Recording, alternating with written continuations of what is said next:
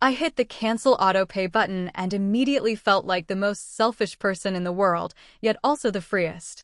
I was 32, lying on a gurney in the hospital hallway, preparing for urgent tumor removal surgery, while my parents, George and Susan, were on the phone discussing an Adele concert they absolutely couldn't miss to babysit my 8-month-old twin daughters.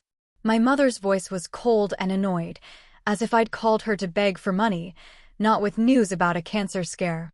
"Erica, we can't cancel the concert. It would ruin Ashley's entire year. You're being a problem again." That's what I heard after gripping the hospital bed rail. That feeling, the pre-surgery anxiety mixing with a complete, overwhelming sense of abandonment, is something I will never forget. "Mom, I need emergency surgery to remove a tumor.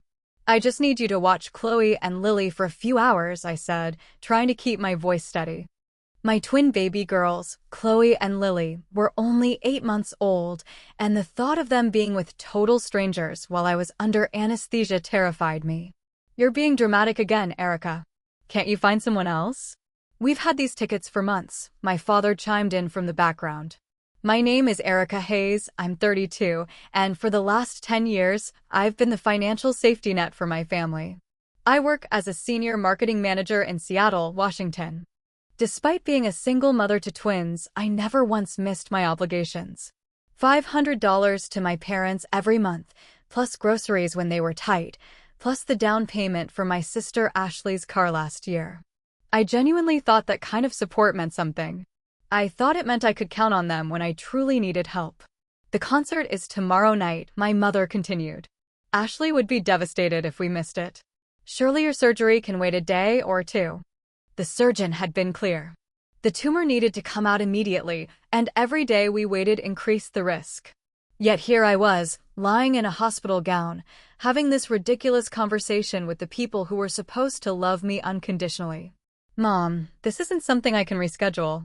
It's a tumor. They need to operate now," I whispered, feeling tears sting my eyes.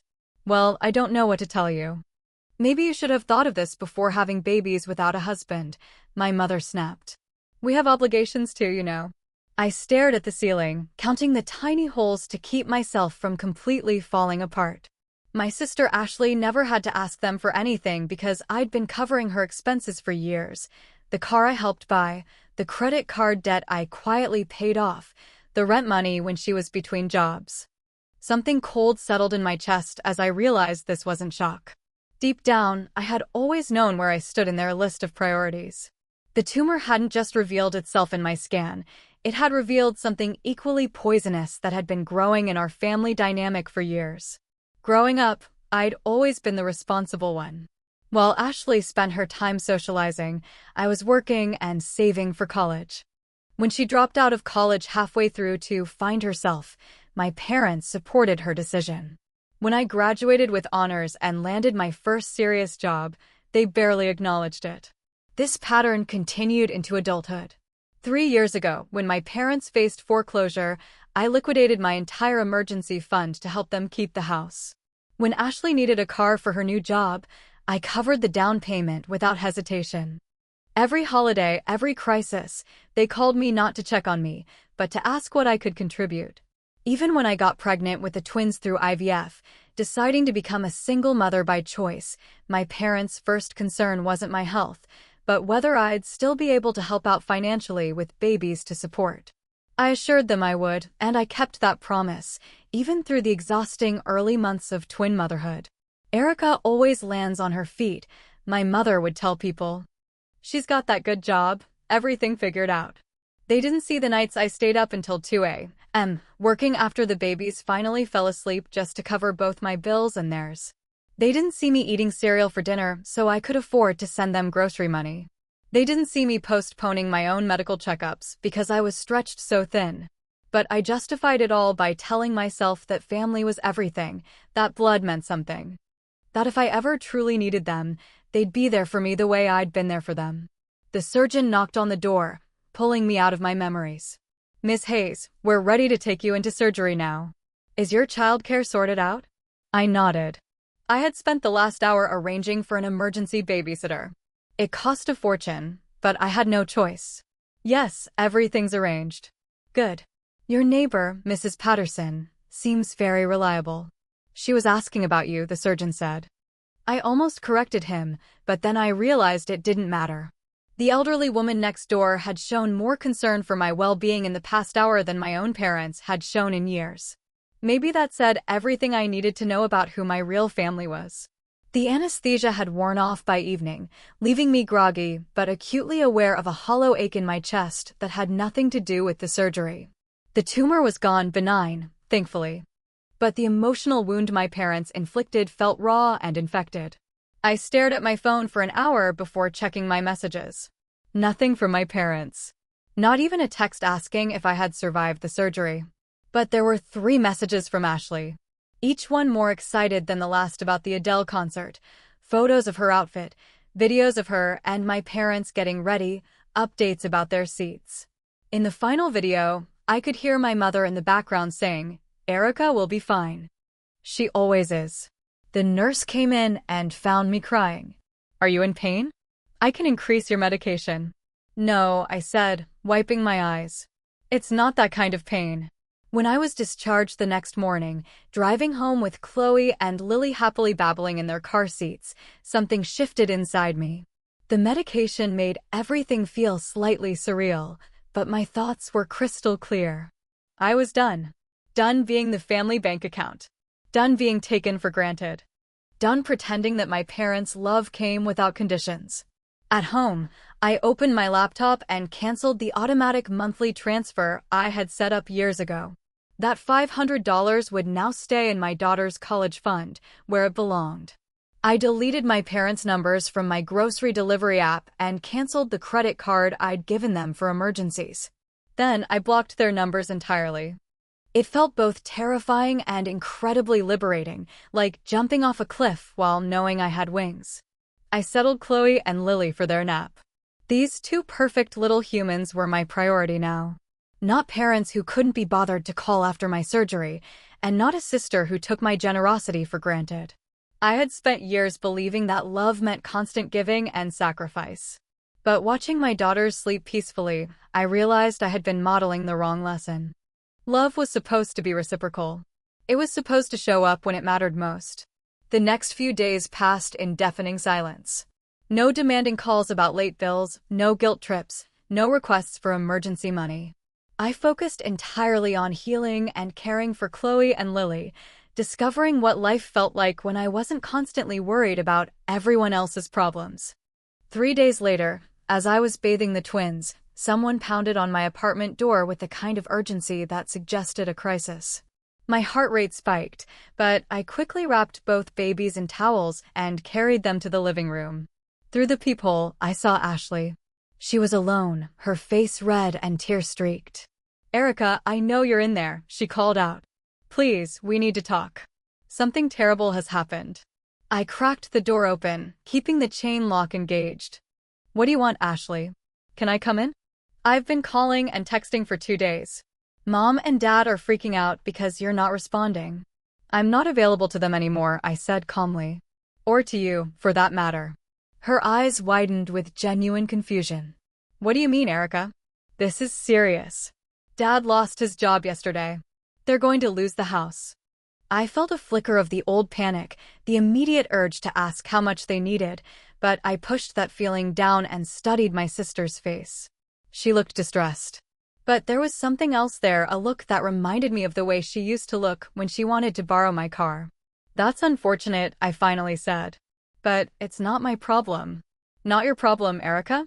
You've been helping them for years. They're counting on you. We all are. Were you counting on me when I needed surgery and you all chose a concert instead?" I countered. Ashley's expression shifted as she tried to formulate an excuse. "That was different. They had those tickets for months, and your surgery turned out fine anyway. You're being dramatic about this." That word, dramatic, hit me like a physical blow. It was the same word my father had used. The same dismissive attitude that defined my entire relationship with my family. Even now, they couldn't acknowledge they'd done anything wrong. I had emergency surgery to remove a tumor, and instead of watching my children, they went to a concert, I said slowly. "And I'm the one being dramatic?" You know Mom has anxiety about medical stuff, and they really did have those tickets. Stop. I held up my hand. Just stop. I don't want to hear explanations. I'm done subsidizing people who can't be bothered to show up when I need them. Ashley's mask finally slipped completely. You can't just abandon your family because of one misunderstanding. What kind of person does that? Mom and Dad are scared, Erica. They don't know what they're going to do without your help. They should have thought of that before treating me like a bank account instead of a daughter, I said. I started to close the door, but Ashley pushed against it. Wait. What if Dad apologizes? What if they both apologize? Would you consider helping then? The transactional nature of her proposals struck me most. Not that they were sorry for hurting me, but that they might be willing to say sorry if it meant the money would start flowing again. This isn't about apologies, I said, stepping back from the door. This is about finally seeing who you all really are. Ashley's face crumpled. We're your family, Erica. We love you. You know that, right? No, I said quietly. You love what I provide. There's a difference. You're being selfish, she said, her voice rising. You make good money. You don't have a husband to support, and you've always been fine taking care of everyone. Why are you changing the rules now? The casual cruelty of her words, the implication that my success meant I owed them something, crystallized everything. I'm changing the rules because I finally realized I've been playing a rigged game, I said. And I'm done losing. I closed the door and turned the deadbolt, ignoring her continued knocking. Over the next few days, they tried everything. Calls from different numbers, emails to my work account. The most telling attempt came when Ashley showed up at my office building. I watched from my window as she finally gave up and drove away. It should have felt satisfying, but instead, I just felt sad. Sad for the family relationships I'd thought we had. 2 weeks after Ashley's ambush, I was settling into my new reality. The twins were thriving. My recovery was progressing well. And for the first time in years, I was saving money. The cycle was finally broken. That afternoon, I got a call from Meridian Bank about a significantly overdrawn account, my parents'. I confirmed to the bank that I was no longer associated with the account holders and told them never to contact me about their financial situation again. I deleted the last text message from Ashley, begging for help because the electricity had been shut off. Then I checked my bank balance. For the first time since the twins were born, I had a substantial emergency fund. Money that was mine, earmarked for my daughter's future, not for my parents' poor decisions. Looking back, I realized that sometimes the greatest act of love toward yourself is walking away from people who only love what you can give them. And I had finally learned that lesson well enough to protect my daughters from repeating my mistakes. The first week of silence was less like a quiet vacation and more like walking through a minefield blindfolded.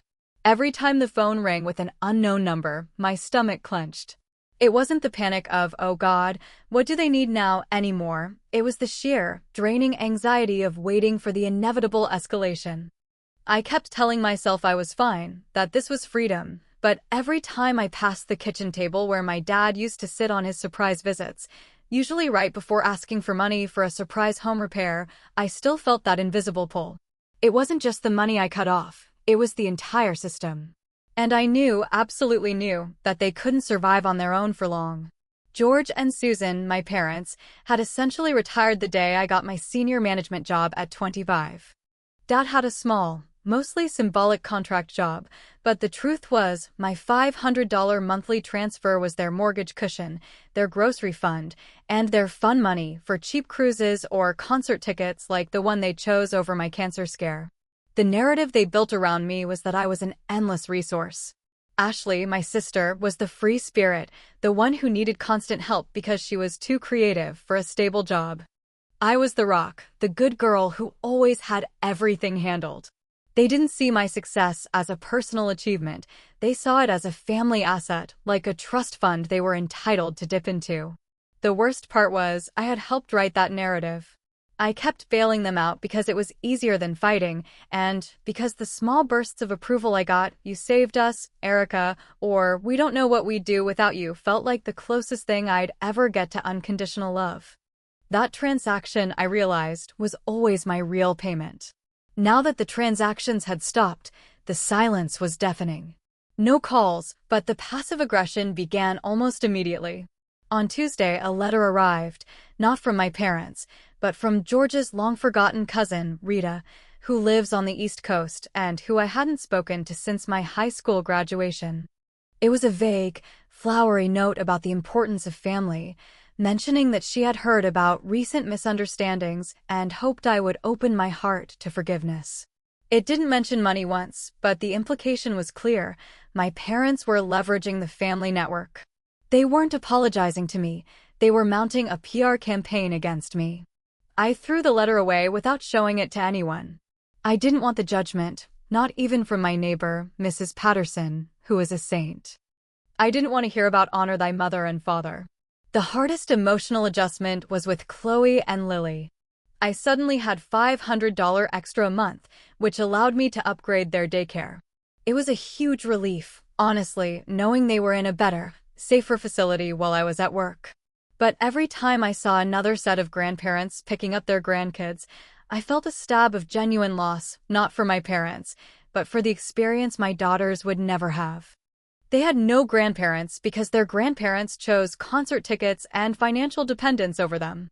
That's a heavy thing to carry, even for a single mother who just had a tumor removed. A week and a half in, the tension escalated from silence to active probing. My work email dinged. It was from a generic, brand-new Gmail address, and the subject line was simply urgent. The email itself was from Susan, my mother. It wasn't an apology. It was a detailed, meticulously passive-aggressive report on their current financial situation, written with the tone of a CEO delivering bad news to the board. Erica, the email began, since you've made it clear you are unavailable to your family, I must, in the interest of transparency, inform you of the dire circumstances your decision has caused. Your father's severance package was less than expected, and without your customary assistance, the mortgage payment is now 2 weeks overdue. We have also had to cancel the property insurance, as we are prioritizing food and medication. I trust you understand that these are the direct consequences of your actions. It was manipulative genius. She wasn't asking for money, she was stating facts designed to induce maximum guilt. She positioned me as the cause of their impending ruin, rather than acknowledging that their financial structure had been inherently unstable for years. The final line was the kicker. We are simply praying that you will come to your senses before your selfishness ruins not only our lives, but the stability of the entire family. I read the email in my office, sitting at my senior manager desk, which ironically was the source of all their perceived stability. The old Erica would have immediately transferred money, followed by a frantic, tearful phone call. The new Erica felt a surge of cold clarity. I typed a reply, and my hands didn't even shake. Susan, I wrote, I am not responsible for your financial decisions or the timing of George's job loss. I also want to be clear that referring to my necessary boundary setting as selfishness confirms that my decision to protect my own family, Chloe and Lily, was the correct one. Please direct any further correspondence regarding your financial accounts to your bank. Do not email me again. I hit send. It felt final. But what I didn't tell my mother, and what I haven't told anyone, is the part that still bothers me. When Ashley showed up at my door, her face wasn't just desperate about losing the house. There was a brief, ugly moment right after I called them out on the concert, where her desperation looked almost like panic about something else, something bigger than the mortgage. It flashed across her eyes and vanished, but I caught it.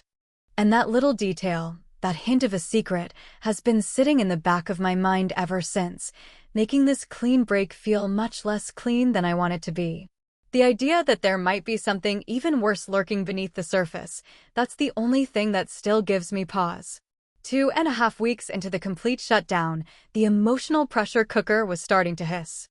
My parents' email, the one where Mom tried to guilt-trip me into thinking I was responsible for their impending poverty, didn't lead to the immediate financial transfer she wanted. It led to silence, then a different kind of aggression. The first hint of the major financial disaster came from an actual person this time, not a passive-aggressive family cousin or a work email. It was a lawyer's assistant. On a Thursday afternoon, while I was dealing with a deadline at work, I got a professional call asking me to confirm receipt of a notice of default sent to my parents, George and Susan Hayes, regarding their property. I felt nothing. Zero panic. The old me would have been on the phone immediately, figuring out how many lines of credit I needed to open. But the new me, the one who had literally cut out a tumor a few weeks prior, just spoke calmly. I am not a party to that mortgage, and I am not legally responsible for that debt. Please remove my number from your client's file. I am no longer an emergency contact. I hung up and went back to my spreadsheet. I felt powerful, but there was a residual tremor in my hands. It was one thing to cancel an autopay. It was another to knowingly allow the legal process of foreclosure to move forward. This wasn't just about their pride anymore. This was about George and Susan potentially becoming homeless within the month. The pressure intensified the next day when Ashley showed up at my apartment again. This time, she didn't bang on the door. She waited. I saw her parked across the street when I got home from daycare pickup. She looked smaller in her old Honda, which still smelled faintly of the cigarettes she claimed she quit 5 years ago. I ignored her the first time I saw her. I got Chloe and Lily inside, locked the door, and made dinner. I was focused on normalcy, feeding my daughters organic sweet potatoes and making sure I was eating something other than cereal. But when I looked out the window 20 minutes later, she was still there, sitting with her head leaning against the steering wheel. I finally called her, using a throwaway number from my work phone. I didn't want her to have my personal number. What do you want, Ashley? My voice was flat, tired. She sounded genuinely choked up, not the performative sobbing she usually employed. Erica, I'm scared. They haven't been straight with you. They haven't been straight with me either. It's not just the mortgage.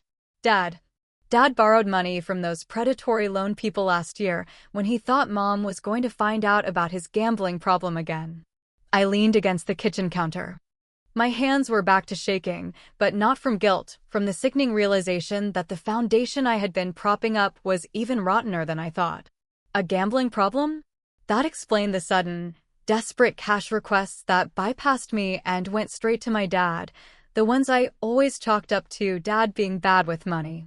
What are you talking about, Ashley? How much? I kept my voice low so the twins wouldn't hear me from the living room. It's bad. They came by the house last night. They told Dad if they didn't get a huge payment by the end of the month, which is like a week and a half away, they were going to take the house, legally or otherwise. And they said if Mom found out, it would be his fault, but she would still pay the consequences.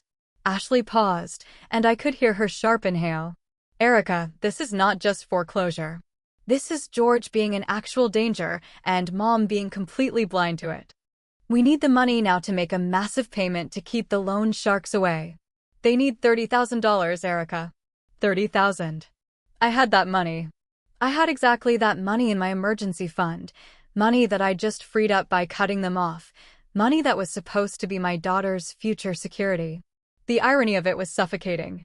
I had finally achieved financial freedom for my family, and that freedom was exactly what my old family now needed to escape physical danger. The weight of the moral dilemma crushed me instantly. If I gave them the $30,000, I'd be enabling Dad's addiction, rewarding their dishonesty, and draining my daughter's security fund for the third time in my life. I would be right back where I started. If I didn't give it to them, I would be watching my parents, the people who raised me, however flawed, get hurt or become homeless, based on a risk assessment I couldn't verify. It was a risk I knew I was uniquely positioned to solve, but the thought of handing over that money made me feel physically ill. I don't believe you, Ashley, I lied, even though the tremor in her voice sounded real. If Dad has a gambling problem, he needs therapy, not a bailout. And I need proof about these loan sharks. I can send you the paperwork they left, she pleaded.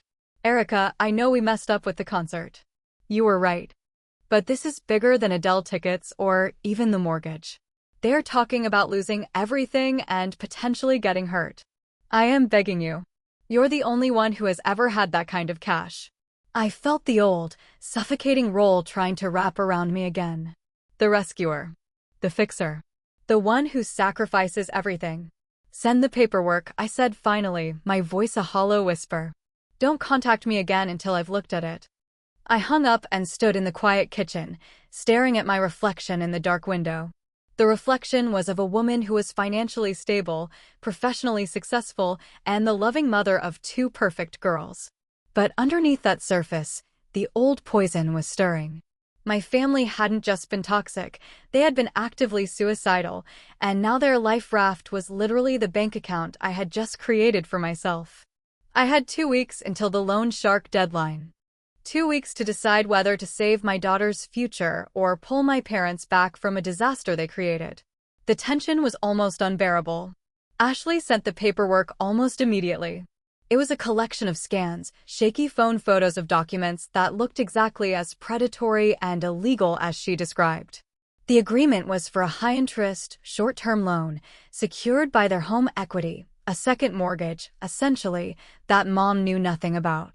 The total due, including the outrageous penalties for the missed payment, was exactly the $30,000 Ashley claimed. The deadline was 9 days away.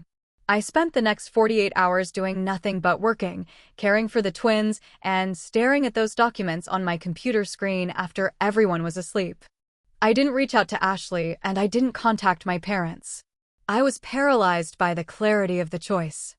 If I paid it, I'd be protecting George from thugs and Susan from the truth that her husband's secret addiction had put them on the street. It would buy them and me time, but it wouldn't solve the core problem. I'd be handing $30,000 to George, who would likely gamble it away again or find another way to misuse it. And I would empty Chloe and Lily's brand new college fund, a fund I had just created by finally saying no. The betrayal of my daughter's future after everything I'd done to secure it was a bitter pill. If I didn't pay it, the consequences were terrifyingly real. My father could be hurt. My mother would lose the house she had lived in for 30 years and simultaneously learn about her husband's deceit and addiction. It would be a catastrophic implosion. And I would have been the one who could have prevented the immediate danger. The hardest part of this moral dilemma was the realization that my parents weren't just selfish, they were desperate. Their toxicity was rooted in an actual, ongoing crisis I hadn't fully grasped. It wasn't just the Adele concert anymore, it was deep, chronic, self-inflicted damage. I called my sister back on the temporary line. "Ashley, I've seen the papers. I know this is real." My voice was still flat, devoid of emotion. I needed to focus on the facts. If I pay this, I want 2 things. 1. George goes to therapy immediately, before I transfer a single dime. 2. You have to tell Susan everything. No more protecting her from his self-destruction. Ashley was quiet for a moment. Then she sounded defensive. "You know Mom can't handle that. The stress would put her in the hospital. And Dad will never go to therapy under duress. He'll just go back to the loan sharks." "Then I can't help you," I stated simply. "I am not pouring my daughter's money into a hole only for George to dig it deeper. This is non-negotiable." The conversation ended without a resolution, leaving me feeling like the executioner. But the next night, the key plot twist arrived, not from Ashley or my parents, but from Mrs. Patterson, my elderly next-door neighbor. She knocked on my door around 8 p.m., right after I'd gotten the twins down. She looked visibly upset, which was unlike her. She was always calm and kind. "Erica, honey, I hope I'm not bothering you, but I had to tell you something," she said, twisting her hands. "Your parents were here again today. They didn't knock. They were just sitting in their car across the street, watching the house. But what they did when they finally drove away, that's what bothered me." I opened the door wider, letting her step inside. "What did they do, Mrs. Patterson?" "Well, Margaret, your mother, she didn't come up, but George did. He walked right up to the mailboxes, and he wasn't checking the mail. He was putting something in yours. And then he walked back and drove away, real fast. My mailbox. I hadn't checked it in 3 days, focusing only on the digital drama. I walked downstairs and opened the small metal box. Inside, tucked beneath a stack of junk mail, was a single envelope, addressed not in my father's careful hand, but in my mother's familiar, elegant script. I opened it upstairs. It wasn't a bill. It wasn't a demand. It was a single sheet of paper, a bank statement, and a short, typewritten note. The bank statement was a printout of the joint savings account my mother shared with my father. The balance was 0. But the withdrawal history was what slammed into me. 5 recent, large withdrawals, all labeled cash advance or transfer to external account, totaling nearly $4,000. And every one of those withdrawals had occurred before the Adele concert, before my surgery, and before George had lost his job. Then I read the note, typed, not handwritten, which was completely out of character for my mother. Erica, I know. I've always known. It's not just his job, and it's not just the loan. He took the last of the savings. He took the money for the home repairs we needed. He's been taking it for months. The night you called from the hospital, I wasn't choosing a concert. I was choosing denial. I couldn't face the fact that he'd done it again, and that without your money, we had nothing left. I didn't want you to know the depth of the disaster. This is why I can't leave him, because I am now as broken as he is. Don't tell Ashley I sent this. She still believes the narrative. Please, just fix it. The number on the back of the envelope belongs to my friend Sarah. Call her. She will explain the rest. You are the only one. I stood there, holding the note and the empty bank statement, the world tilting slightly. The twist wasn't the loan sharks. The twist was that my mother had been fully aware of the financial catastrophe and George's gambling relapse. But her loyalty and denial were so strong she let me face a cancer operation alone just to protect the narrative she and Ashley lived in. She wasn't blind. She was complicit in the cover-up. And she was asking me, the daughter she had emotionally abandoned, to clean up a mess she had actively hidden for months. My immediate reaction was not pity, but ice-cold fury. All the dramatic flair about the mortgage, the aggressive emails, the constant guilt, it was all designed to hide the truth, that my father had already drained their meager savings, and my mother was covering for him. The debt to the loan sharks was just the last stage of a self-imposed financial execution. I looked at the number written on the back of the envelope. Sarah. Who is Sarah, and what more was there to explain? My moral dilemma had just transformed from a choice between saving my parents from disaster and protecting my daughter's money to a choice between exposing a web of lies that would destroy my mother's marriage, or sinking $30,000 into a bottomless pit of addiction and deceit. I had 9 days. And now I had a third party, Sarah. I had to call her. I didn't waste any time. The revelation that my mother, Susan, was not just in denial, but actively complicit in covering up George's gambling relapse and the financial ruin changed everything. The guilt was gone, replaced by a steely, focused rage. This wasn't a moral dilemma about family love anymore. It was a tactical problem about exposure and survival. I called Sarah the next morning. Her number was a local area code, not far from my parents' house. Sarah, as it turned out, was my mother's lifelong friend, someone I barely knew, a quiet, kind woman who had always been on the periphery of our chaotic family events. When Sarah answered, her voice was immediately laced with fear. Erica? I didn't think you'd call. Your mother, she's frantic that I'll tell you too much. She already told me everything I need to know, I said, keeping my voice low and steady. She sent me the empty bank statement and the note. Now tell me what she didn't. Sarah confessed everything. She confirmed the loan sharks were real, and they were truly terrifying. She also confirmed that Susan had known about George's relapse since May, 2 months before my surgery. Susan had desperately been trying to manage the first, smaller predatory loan herself, using their savings, hoping George would stop. When he took the money I sent monthly and then secretly took the second, massive loan against the house equity, Susan broke. The day you called from the hospital, Erica, Sarah whispered, Susan was having a full-blown panic attack. She wasn't worried about the concert.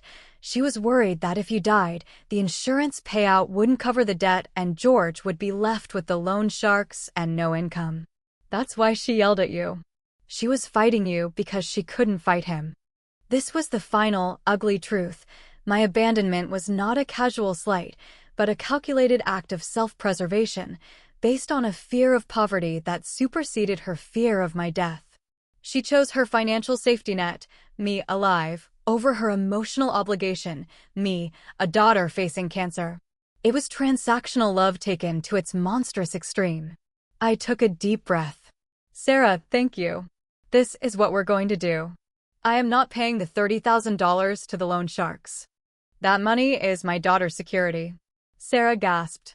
But Erica, they'll lose the house. George could get hurt. They lost the house the second George signed that illegal paper, I countered, the senior manager taking over. This is a criminal matter, not a debt issue. And I'm not enabling him further. However, I have $30,000 that I will use. But only on my terms. Here's the plan. I spent the next 2 days executing the climax. First, I called a corporate lawyer I knew, the best, most aggressive one I could afford. I gave him all the documentation, the predatory loan papers, my mother's statement showing the account was drained, and the contact details for the loan company. I explained the situation wasn't just a simple default, it was extortion and usury. The lawyer advised me to pay the original principal amount to the loan shark's bank account, just enough to stop the physical threat, but not the penalties. This would legally categorize the case as a dispute over exorbitant interest, not a complete refusal to pay. I transferred $10,000, the actual principal George borrowed, and put a stop on any further payments. It hurt, but it bought safety. Next, the emotional confrontation. I knew if I went to their house, I'd lose control. So, I scheduled a meeting at a neutral location, a coffee shop downtown, during my lunch break. I didn't tell Ashley.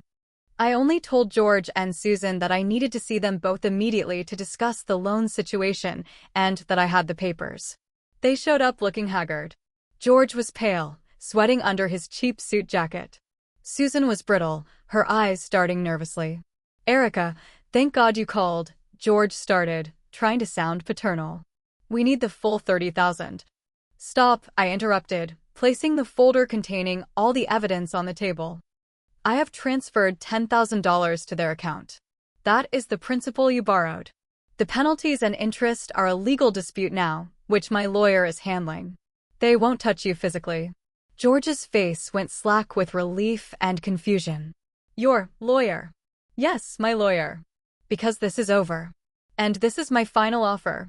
I pushed the folder toward them. You are not losing the house to loan sharks. You are losing it to the bank. The foreclosure process for the primary mortgage is now irreversible because you've missed too many payments.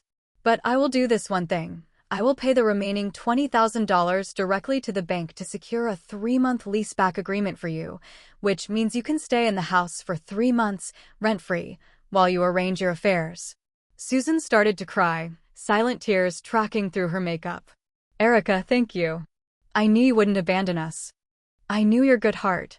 Stop right there, Mom, I said, slamming my hand lightly on the table. You misunderstood. I am doing this for 2 reasons, and neither of them is love. Reason 1, I don't want the trauma of watching you become homeless to affect my daughters. Reason 2, I am using the house as collateral. George frowned. What collateral? I looked directly at Susan, ignoring George completely. I'm putting the remaining $20,000 toward the house, which gives me leverage. In exchange for those 3 months and the $10,000 I paid the loan sharks, you are signing over every single piece of family jewelry, every stock certificate, and every piece of antique furniture that I or my grandmother paid for, directly to me. These items will be sold to replenish my daughter's college fund. It was a cold, calculated transaction. I wasn't saving them out of kindness. I was performing a controlled extraction of my past investment, prioritizing my daughter's future over their dignity. You can't do that, Erica, George stammered. That antique armoire is an heirloom. It's a repayment, I stated. And here is the other condition. Within the first month, you will tell Ashley the truth.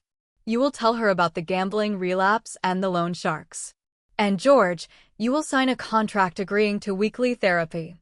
If you miss one session, I will immediately withdraw the leaseback offer and inform the bank that the property is vacant. Susan finally spoke, her voice cracked but clear. Why do you need Ashley to know? She's too fragile for this. Because I am done protecting your lies, I said. You chose the narrative over me. Now you choose the truth over your comfort. And because I need her to understand what real financial struggle looks like for once. The silence in the coffee shop was heavy.